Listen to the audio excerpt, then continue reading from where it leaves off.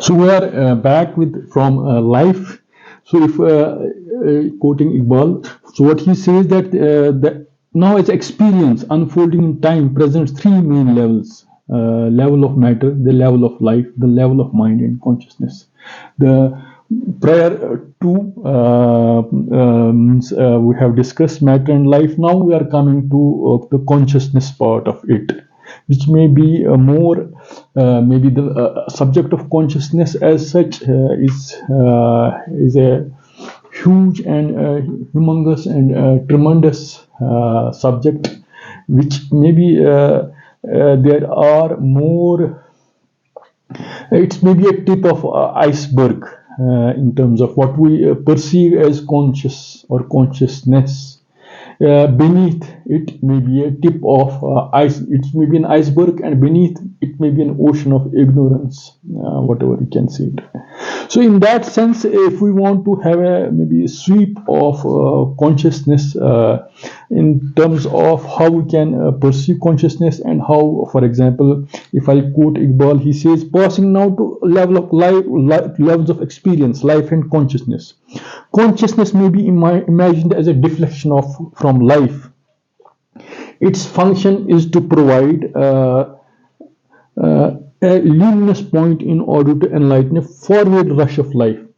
In case of a tension, a state of self-concentration by means of which life manages to shut out all memories and associations which have no bearing on the present action. It has no well-defined feats, it sinks and expands as the occasion demands. To describe it as an epiphenomena of the process of matter is to deny its independent activity. So from the first reading, you can say, so if you want to ground consciousness or the debate of consciousness in a broad theme, because in elementary terms, we say consciousness is being awareness of being aware. So if you extrapolate or extend that awareness in terms of conscious minds or life organisms or animate things, so is it an activity or is it a phenomena which is something special, or universe or inanimate matter is itself consciousness? Or consciousness can be seen as an intimate, what I should say, specialization or awareness, which is more than what we can perceive the inanimate part of things in that sense. So, before we are going to ground how Iqbal sees consciousness, we have to maybe basically see, for example, consciousness in the sense that there can be dualists, there can be panpsychists, there can be materialists, there are idealists, there are materialists and idealists. So there's a whole range of maybe disciplines, or even modern day people from artificial intelligence, cognitive neurosciences.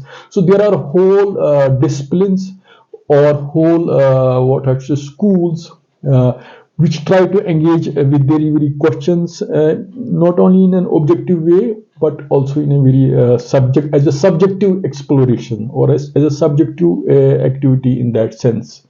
So consciousness or consciousness studies. So in the Iqbalian sense, before we are going to ground it, so we are going to see maybe develop some history of or how we can ground a subject of consciousness, particularly the human consciousness.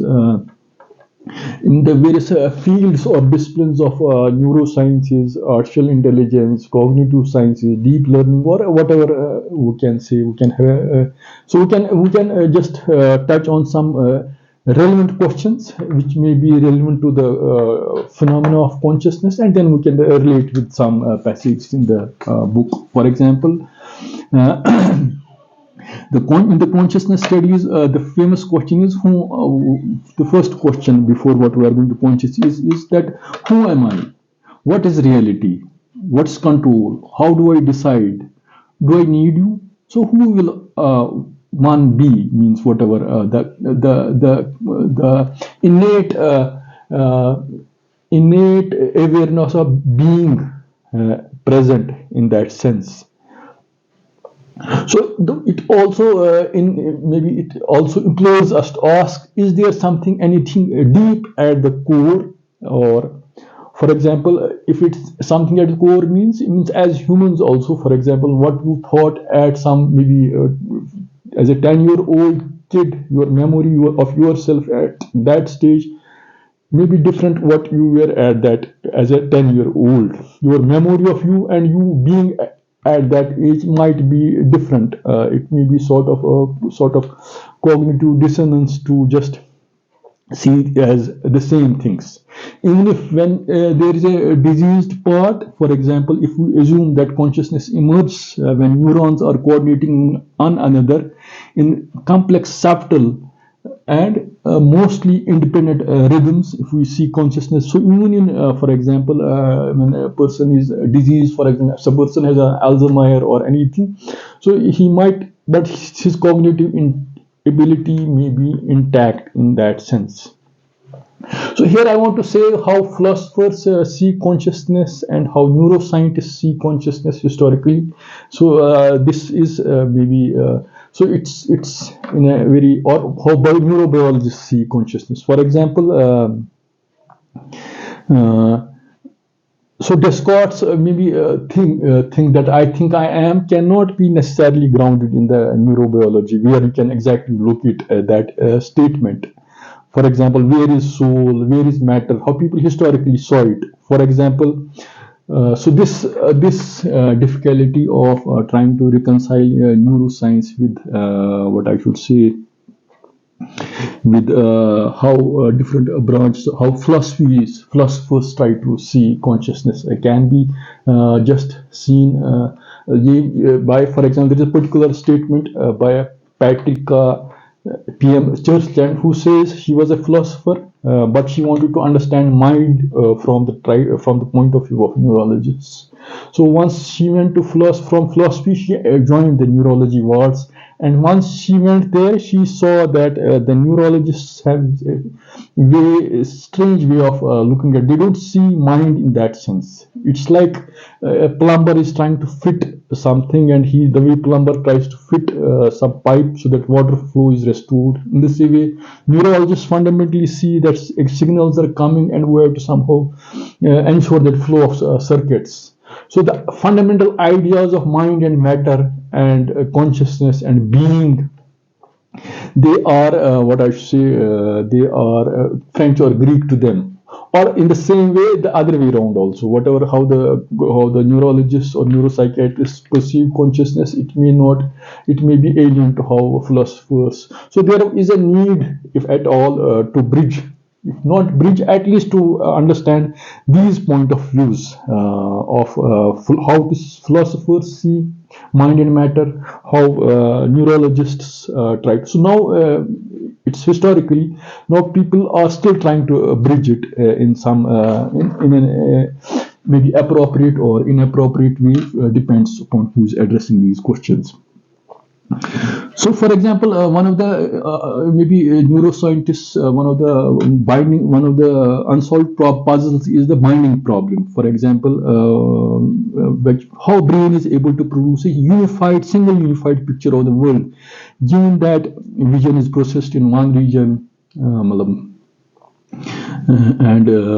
hearing in other part, visually maybe in visual cortex, hearing in other part, how different parts of the, what I should say, brains, if they are assigned different functions, so where ultimately these processing things, where does it somehow just unify as a single core, and how can how can just synthesize consciousness from it, from that integrated whole. So question is,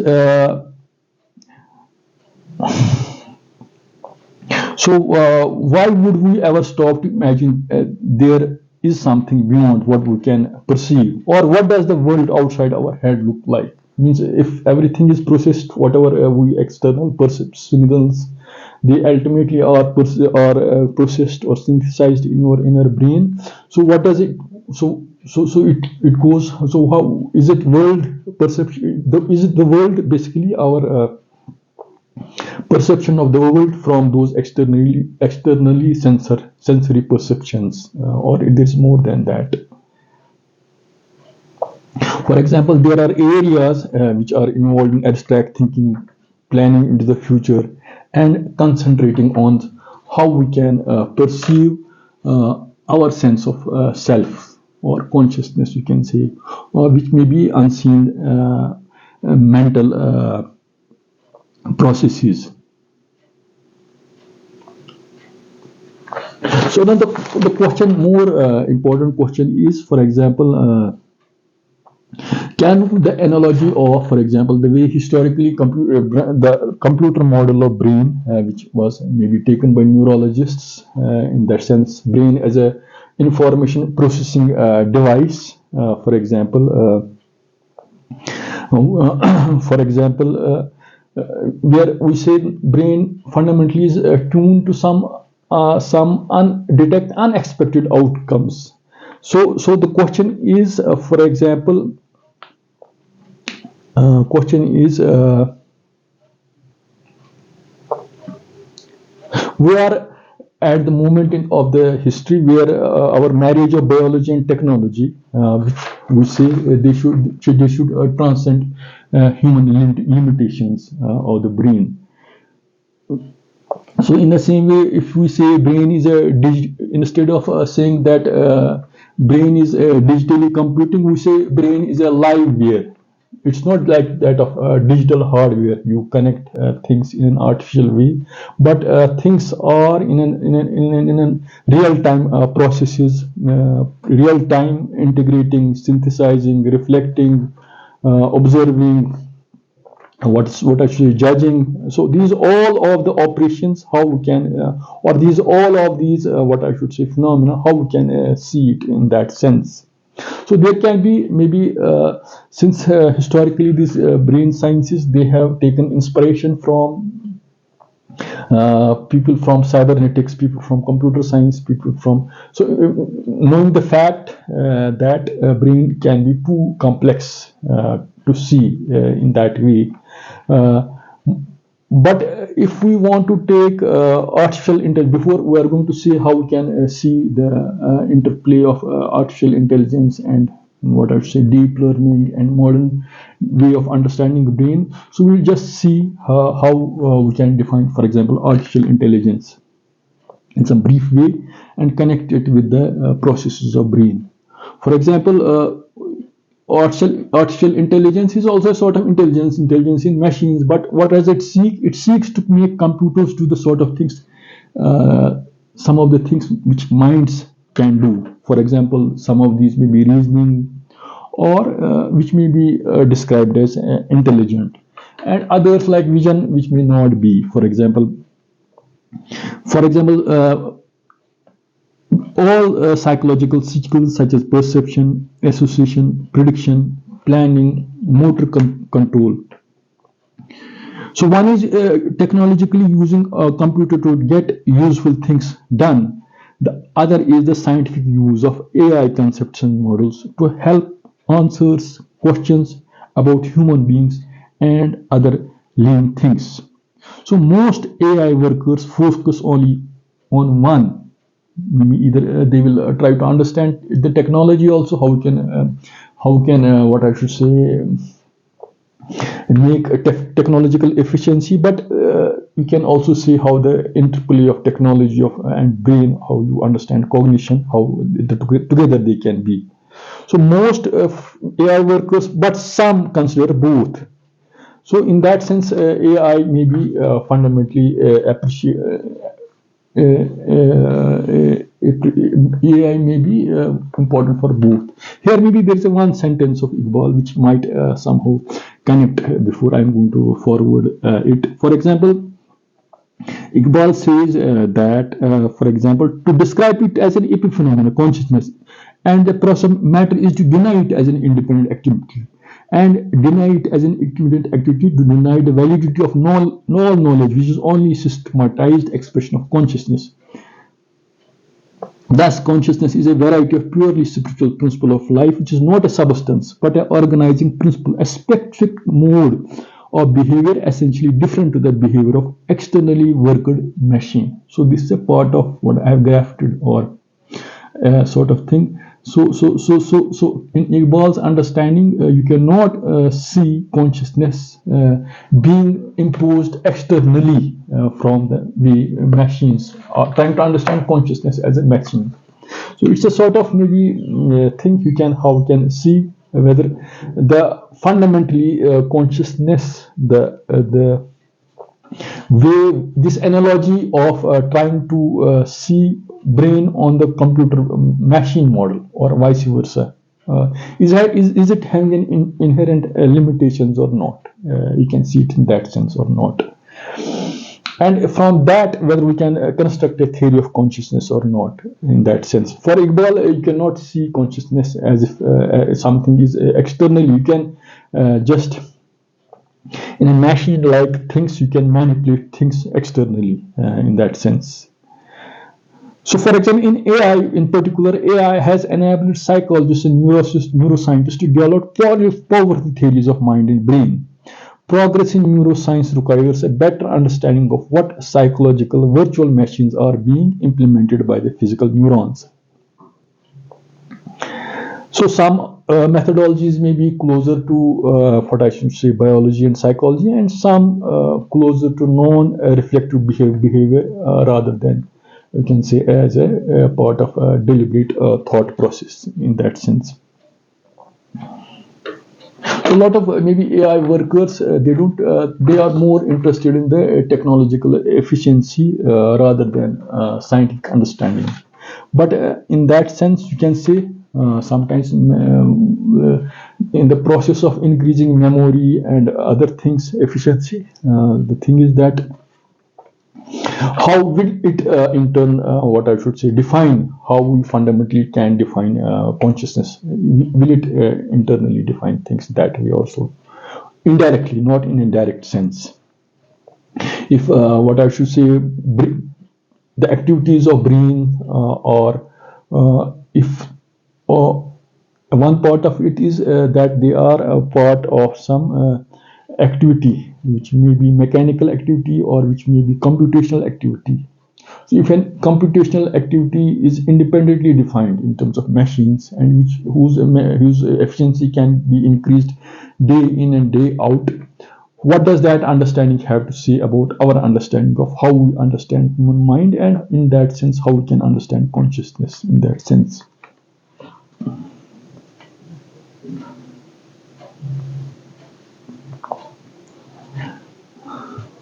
So, but what I should say, AI has taught us that human minds are highly richer and more subtle than psychologists previously imagined. Today's machine learning is used for data mining and given supercomputers doing a million billion calculations per second for a disk machine learn. So you can, what I was saying. So maybe the learning, which may be supervised or unsupervised or reinforced learning. So how do some functions like language, creativity, and evolution, how can just pin them in that study of AI, and in that sense study of consciousness by that route. For example, you can also say how the understanding of, for example, language and logic and other interplay of disciplines, maybe the way Bertrand Russell tried to understand how formulate a propositional logic, and Charles in the historical theory of neural synapses. So neurons were believed to be not only strict on off, but also having fixed thresholds. For example, if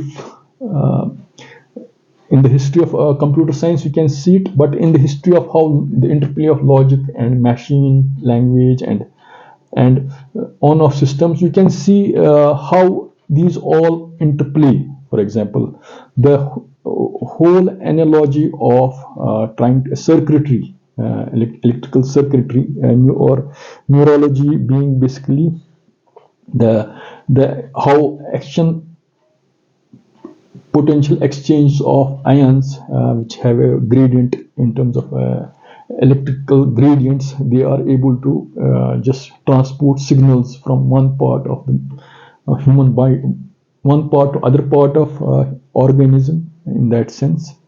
But if human brain, which is maybe 100 billion neurons, so there is some fundamental limit or capacity of the number of neurons or those connections which are be there. But it can be conflated against the thing that computers may one day develop a super human intelligence, outstripping the capacity of their programmers. So this is a question. Now, there is also in the recent times, there is also something called deep learning, which is there. So deep learning is a subfield of artificial intelligence that focuses on creating larger network nodes that are capable of making accurate data-driven decisions. So if we make a chart, for example, if AI is a broader set, in that set we can have machines translating the subset, and that machine learning you can have a smaller subset of deep learning. How we can make decisions which are informed. So the question is informed decision making. So if we can have, so the way our brains do informed decision making from a slightest process to very complicated, from memory retention to nervous coordination to seeing. So there is a tremendous, what I should say, informed decision making. So that informed decision making, when translated from AI to machine learning to deep learning, does it have to say something about human brain? So because our best way to make decisions is to base them on, so we have decision making is crucial part of life. So one way to make base them is on intuition or gut feeling, which may not necessarily be true for human. So the question is, to understand what machine learning means, we need to understand three terms: maybe data set, algorithm, and function. So what I want to say is basically, as a machine learning, we say machine learning is a search or process to choose the best function from a set of possible functions to explain the relationship between features in a data set. So maybe machine learning or the algorithm uses two sources of information to select the best. So there are something called, one is data set and other is inductive bias. For example, when we are going from particular to general, you can generalize a particular experience to a particular. So what is the particular inductive bias by which we can see decision making, or we can just have these deep learning methods which are information, which are what I should say, informed decisions, which are informed data driven decisions, best suited. How we can create them, and how we can have an inductive bias, which can be that inductive bias, how we can translate in the various decisions, in the various programs of these deep learning methods. The bias, the algorithm to prefer some, so where we can prefer one function or other functions, irrespective of the pattern in the data set. So there cannot be a single inductive bias that works well for all data sets. That's why there are many different machine learning algorithms. Each algorithm encodes a different inductive bias. Why I'm trying to say is basically that in the maze of experientiality we are having, the way mind chooses, or where what we call consciousness in that sense, it's basically choice, or it's the best choice or optimized choice in the statistical sense to choose a certain or to be conscious means your state of activity has reached where you can optimally or optimize the best chosen decisions from best chosen networks or best chosen optimizations which nature has allowed us to evolve or whatever that is. But if we want to have data artificial intelligence based these machine learning these what are deep learning methods where we can have these inductive biases. So there is no single inductive bias that works for all data sets. That's why there are as many machine learning algorithms, and each algorithm may encode a different inductive bias. So finding a machine learning algorithm that balances data and inductive bias appropriately for a given domain is the key to learning a function that neither underfits nor overfits. Neither it goes underboard, neither it goes overboard. So that the data therefore generalize successfully in the domain. So whatever it may look not connected to this thing, but this sentence may connect what I am trying to say. So a deep learning network is a mathematical model that is loosely inspired by the structure of brain. So in the simplest form, so the mathematical model or equation is that distinguish or that shows how one variable is related to another variable. Or neural networks are the building blocks of deep learning. Also, deep learning networks are neural networks that have many hidden layers of neurons. So a neural network may contain over a million neurons, and current trend is that the size of these networks it doubles every single year. So in these deep learning these models, information was stored, connected between neurons, and furthermore, that the learning occurred by changing connection based on repeated patterns of actuation.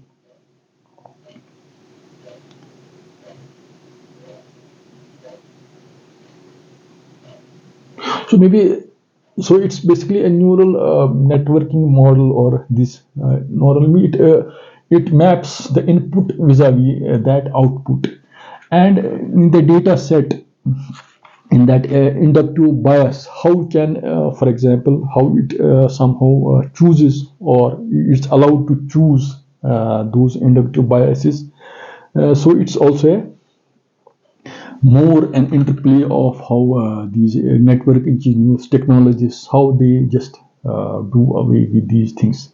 So the point I want to mention is how if consciousness as an activity is considered innate as a part of life, but even if we can construct intelligent artificial intelligence based methodologies in machines, how efficiency, how it's being constructed, and day in and day out, how sometimes in which it has been inspired from models of neurosciences. Will it have some novelty or originality from the master which it has created? So these are open questions in that sense. And from that how we can construct the theory of consciousness. For example, in the theory of consciousness is either you have top-down models or you have bottom-up experiences. So you can go from neurons, you can go from organs to organ systems to organs, to then ultimately tissues, to cells, to molecules, then ultimately these neurons, the cells, then macromolecule, the molecules of biophysics, then explain. Or you can go from ground up in that sense. In both these experiences, can consciousness be described or either bottom-up way or top-down models. You can say the jury can be out. So the jury can not be out, but it depends upon who you are talking to. For example, brain and consciousness are internally linked. We don't have a technology as of now to pick up brain waves in that sense. Maybe people are classifying the brain waves, the alpha, beta, delta waves, and other things, the silent wave. So it may be. So maybe there is a very one interesting thing which is there, that alternative ways of thinking, which I found interesting, is not rejecting relativism or methodological rationalism. So rationality as such still is required, but seeks to complement their approach of dealing ideas of complexity and contingency and context dependency, which we all see around. So this is what is seen. So you can say. So now we are coming, whatever we have said, the background to how the state of knowledge in the scheme of consciousness studies is there, and how we can connect it with how maybe there are some passages which may be relevant. For example, Iqbal says so. For example, for Iqbal, so it's no. So for him to describe it as an epiphenomenon of the process of matter is to deny it as an independent activity. And to deny it as an independent activity is deny the validity of knowledge, which is only systematized expressions of consciousness.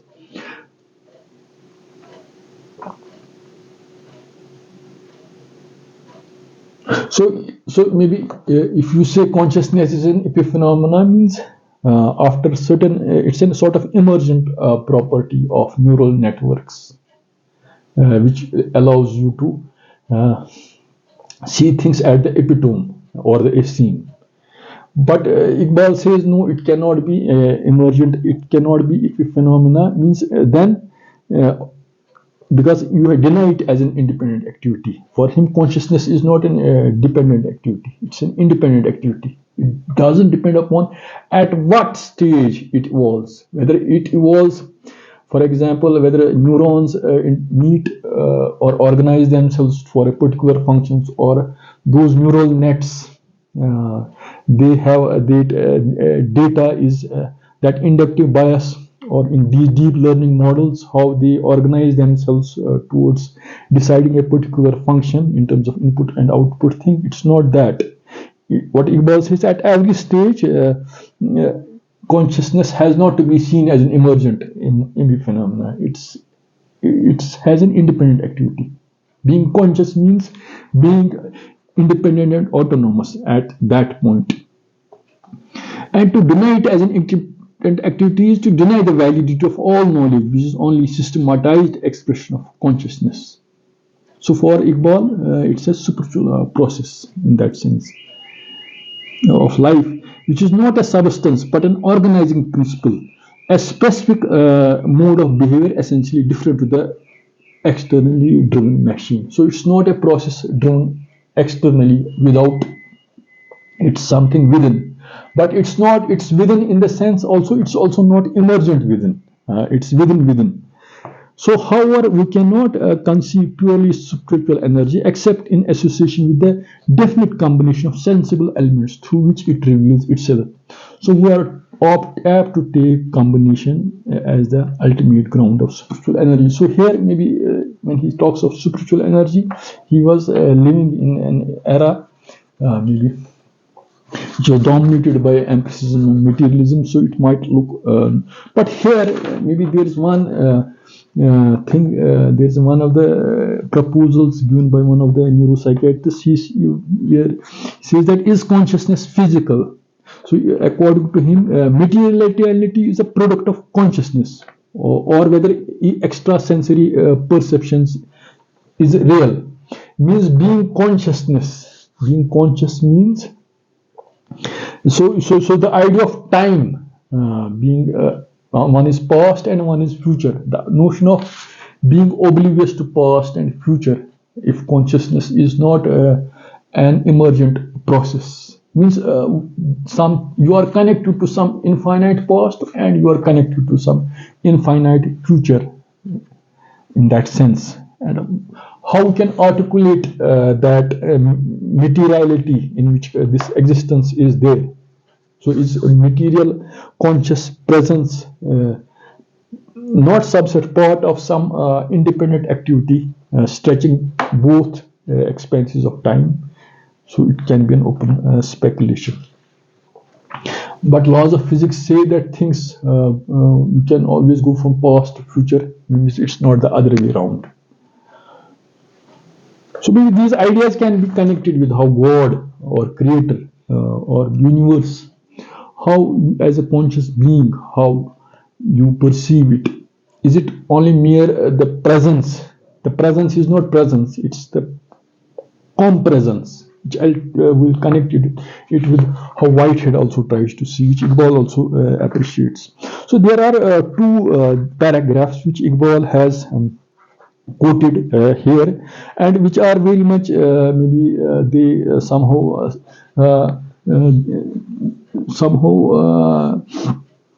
which I just quote, but they will just somehow the notion of objectivity of a scientific method, which is very much there, or which was more Catholic or more pronounced in the earlier 1930s or 40s. The consensus of scientists on a scientific method. And though people like Paul Feyerabend, they in the philosophy of science, they just say this the consensus of a scientific method or objective scientific method. So it's not that consensus is not that clean. So Iqbal is also trying to just critique that consensus, but from the idea of evolution. In the last lecture, we saw how theory of evolution, the evolution and the consciousness, how they evolve in that sense. For example, and the mechanistic understanding of life. For example, the application of mechanistic concept of life necessitates the view that intellect itself is a product of evolution. Or intellect or consciousness, you can loosely relate it, brings science into conflict with its own objective principle of investigation. So here he quotes quotations of William Wilden Carr. So here there are a set of questions. So I just read some of the sentences. For example, he says, "How can the intellect, a mode of apprehending reality, be itself an evolution of something which only exists as an abstraction of the mode of apprehending, which is the intellect? If intellect is an evolution of life, then the concept of life which can evolve intellect as a particular mode of apprehending reality must be a concept of a more concrete activity than that of any abstract mechanical movement which that intellect can present to itself by analyzing its apprehending. Now the important point. And yet further, if the intellect is the product of evolution of life, it's not possible but related to the activity, to that which it has evolved. How that in such cases can science exclude subjective aspect of knowing and build an objective presentation as an absolute? Clearly biological sciences necessitates a reconsideration of scientific principle. So maybe, so even if this intelligence is a part of evolutionary, material evolutionary activity, so you cannot divorce it, that activity from the way it has evolved. So what, for example, if you create something, so there can be theorem that what you have created, it can not go outside the. For example, if I create some machine, so machine cannot be too intelligent to bypass its creator. Creator always knows something by which it can stop that created thing. So this maybe thing, it also maybe leads to other, can connect it to the debates of these machines beyond a certain level. Can they decouple themselves from their creator or their programmer in that sense, and then that monster may eat the creator which has created it. But if we try to see this thing according to Iqbal, that in the consciousness, or quoting Iqbal, quoting this Carr, consciousness, if it's a evolutionary material activity, you cannot divorce it from that evolutionary process. And to say that we can have objective principles can be generated from And objective principles presentation. Can science exclude the subjective aspect of knowing and building on an objective presentation as an absolute? Clearly, the biological sciences necessitates a reconsideration of scientific principles. Yes, that's it.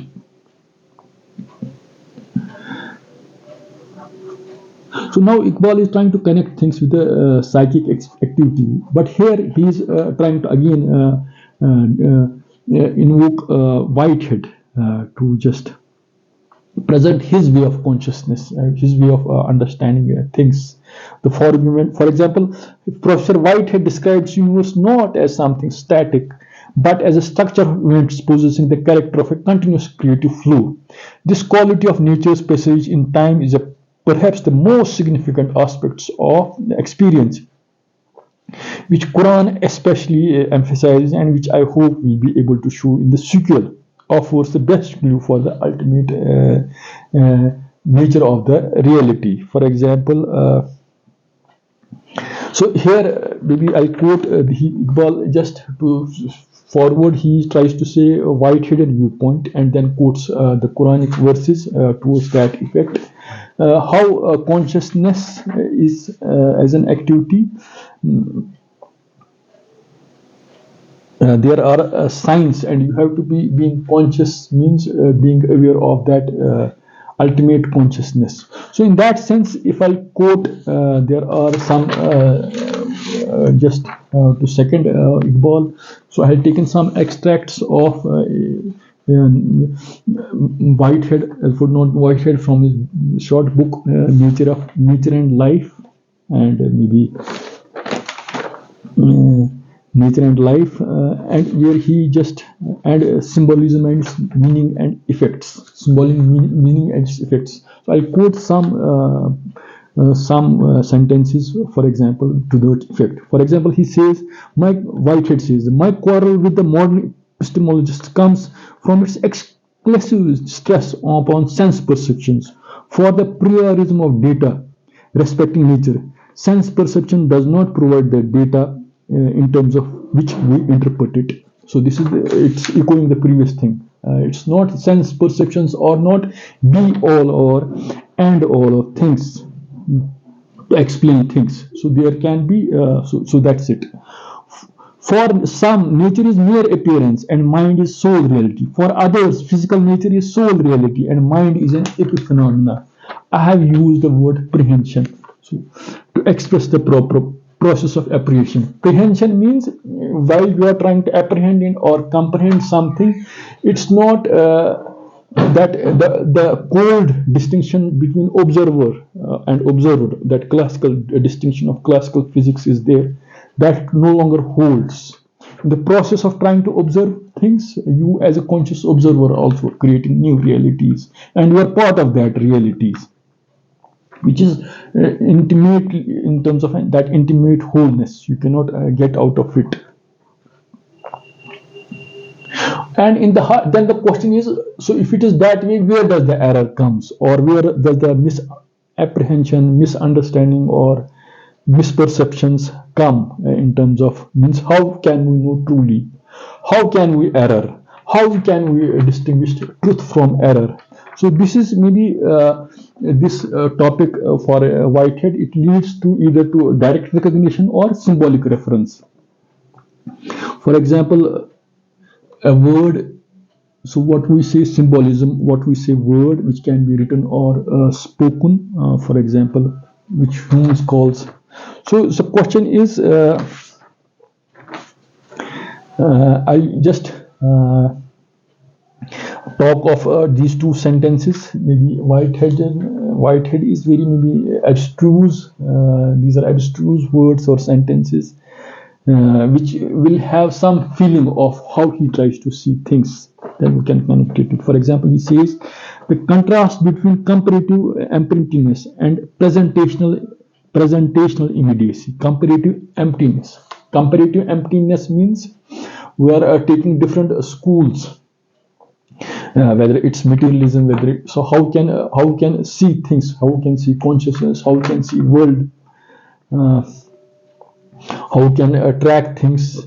So contrast between comparative emptiness and presentational immediacy. We want to judge things now, and a deep significance disclosed by causal efficacy is at the root of pathos which haunts the world. So the disconnect between what symbolically we want to, what we perceive, and in the symbolism, what we want to, what I should say, freeze. That the relationship of what we symbolize things and what's the perception of it. If there is disconnect, so there are two elements of common structure which can be shared by a perfect derived from presentational immediacy and by another by causal efficacy. So this sentence should maybe try to say, for example, the doctrine of symbolism should enable us to distinguish between pure instinctive action, reflective action, symbolically conditioned action, which is conditioned by the analysis of perceptive mode of causal efficacy, effected by this very symbolic transference from the perceptive mode of presentational immediacy.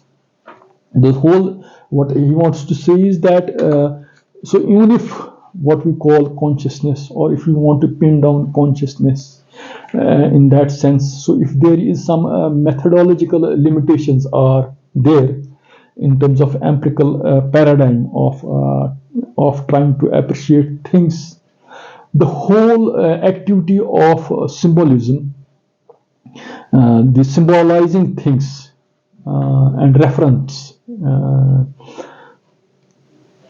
how this symbolism and meaning and its effect, how it can, like chasm can be bridged.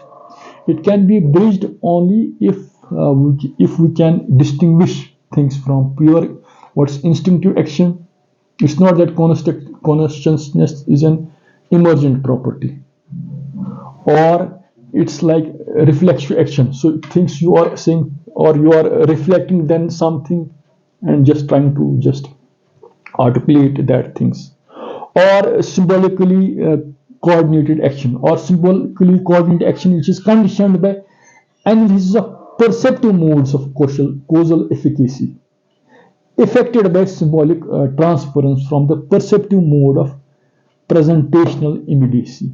Means our since we are living in a particular time zone, we want to fix things now and not then. Sometimes consciousness is too broad. So if universe itself is entire consciousness, or consciousness is not in the presentness of the things, it's also connected to the infinite past or past. We don't know whether it's finite or infinite, or future, whether finite or infinite. So if these things are connected, so our need to define things now and then, it's also a problem. So it's also a problem of symbolism and its meanings, and the reference we are also trying to use in that sense. So it's that sense very complex and abstruse in that sense. And those science of consciousness has maybe there is a huge, you can say it, from philosophy to psychiatry to neurosciences to artificial intelligence to deep learning models, so in subject of physics, and so you can have this thing there. So the thing is that the point which Iqbal is trying to say is that he is not comfortable with the particular objective scientific prejudice, which is mainly having an empirical bias, and which was maybe in turn influenced by the way Newtonian mechanical understanding and human way of characterizing things, where Hume talked of more like sense perceptions, and how we talk of sense perceptions and sensations, how that categorization is fundamentally being seen there. So here at the end, maybe Iqbal wants to bear, and he has used quoted some verses of Quran to see the phenomenon of consciousness in terms of creator, as a cosmic consciousness, or a consciousness as an activity which will make you just closer to some deeper reality of or ultimate reality. For example, verily in the alternations of night and day, in all that God has created in heavens and in earth, are signs for those who fear Him. So it will conscious activity may let you. It's a conscious activity. It's not an emergent or involuntary activity. It will let you come closer to that ultimate reality. So see thou not that God caused the night to come in upon the day, and day come upon the night, that He hath subjected the sun, the moon to the laws by which we speeded along to an appointed goal. So consciousness as an activity should allow let discern you some hidden pattern which is out there in that sense. Whether that consciousness is in your anfus, in your inner world or outer world, that consciousness should make you conscious of some activity, profound conscious activity, which we can just see in this world, how we can perceive consciousness or conscious activity. I try to connect. Maybe you might have liked today's lecture. Thanks for listening.